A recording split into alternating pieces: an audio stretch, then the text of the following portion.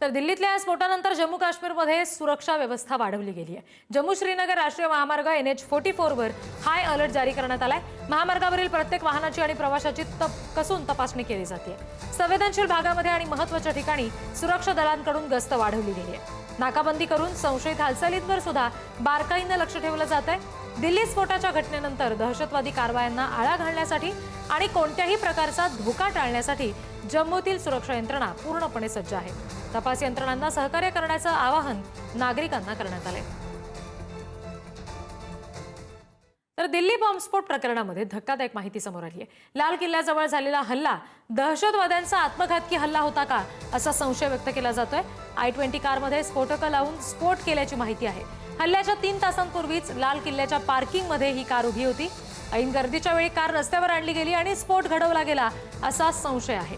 स्फोट झालेल्या कारमध्ये फरीदाबाद मॉड्यूलचा एक दहशतवादी असल्याचा सुद्धा संशय आहे। फरीदाबाद मॉड्यूलचा प्रमुख सदस्य डॉक्टर उमर मोहम्मद कारमध्ये असल्याचा संशय वर्तवला जात आहे। गाडीतील 3 मृतांच्या DNA ची तपासणी सध्या सुरू आहे।